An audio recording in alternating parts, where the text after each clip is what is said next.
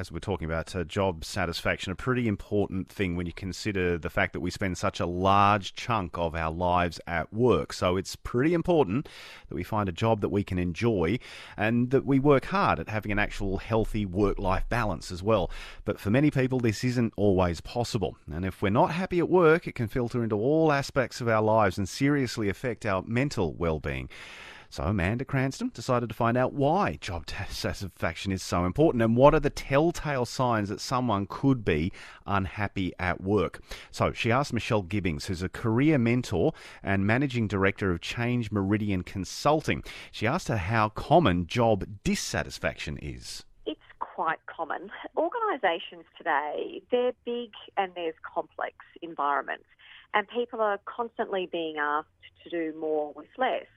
And there's also this constant sense of change, and with that often comes churn. And so people are working in environments where there's often heightened levels of stress. Over the years, there seems to be a lot more flexibility, but the flexibility, are you saying, is not evening out with the extra hours than expected with that flexibility? Flexibility is fantastic, and some organisations do it really well, and there's also other organisations that haven't yet embraced flexibility. And there's no doubt when you've got a flexible work environment where you can balance your family and personal commitments with your work commitments, absolutely that makes life easier for you. And, you know, the results will show that you end up with more engaged and more productive employees. But there are some organisations that haven't yet embraced flexibility.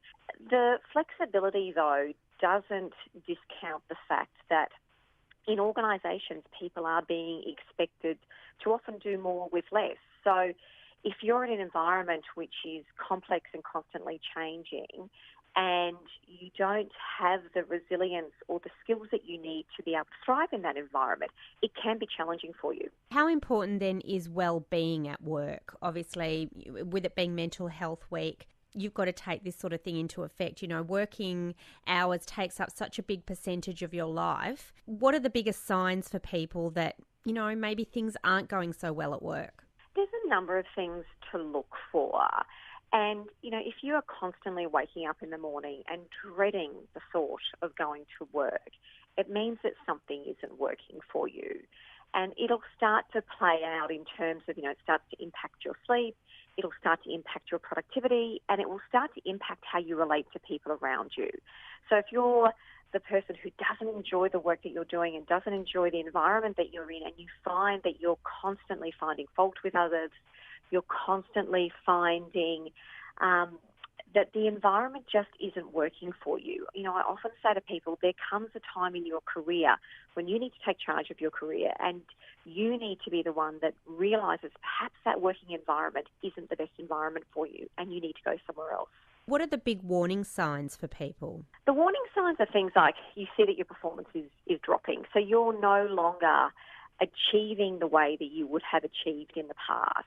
You get a sense that there's a values disconnect, and the organisation perhaps see the world differently or see things differently, so you can no longer turn up to work and be who you need to be. It doesn't feel like you can be your authentic self.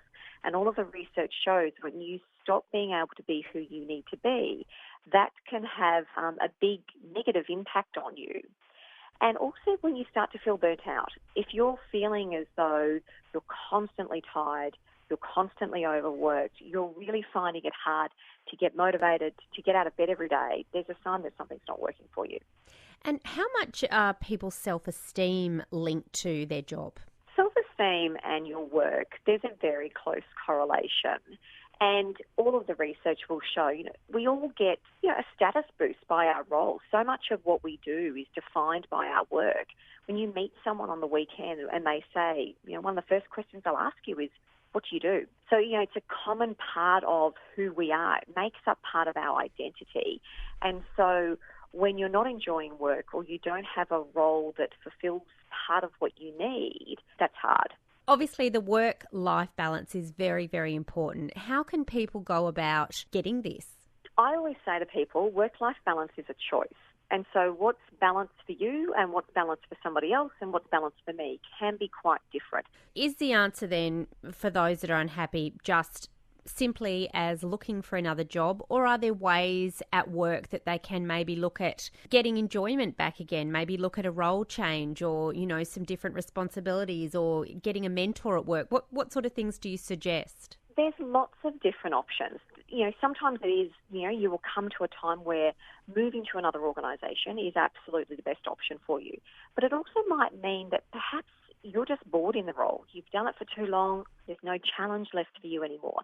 So looking in the organisation and seeing whether there are other opportunities in that organisation. And if you have a good relationship with your boss, being really upfront with your boss around, I'm looking to do more. What else can I do? Is there an opportunity for me to do a secondment into another area?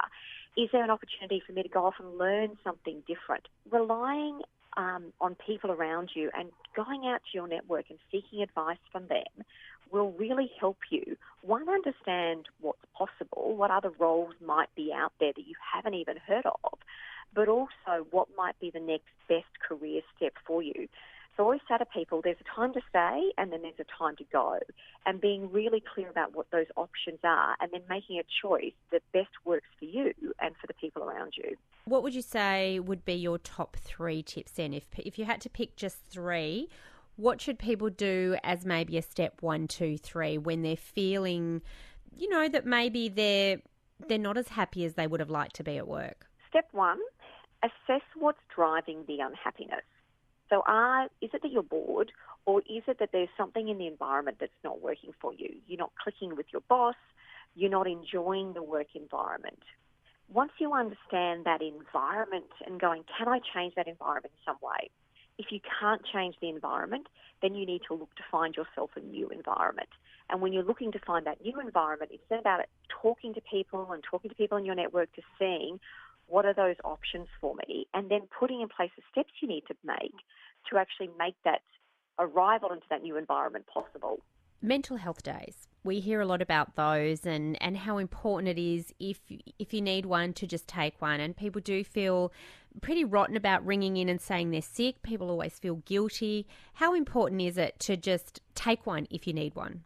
If you're feeling like you need space and you need time to regroup and you need time to yourself, then you need it. There is no doubt that because of the pressure and the fast pace in which we work, having that downtime is really important. And look, there are organisations now which recognise this, and there are organisations which are saying, for employees, if you need a day off, take a day off. All of the research shows the more you trust your employees, the more you treat them well, you'll get more back from them, because the loyalty works both ways. If you treat them well, they'll treat you well in return.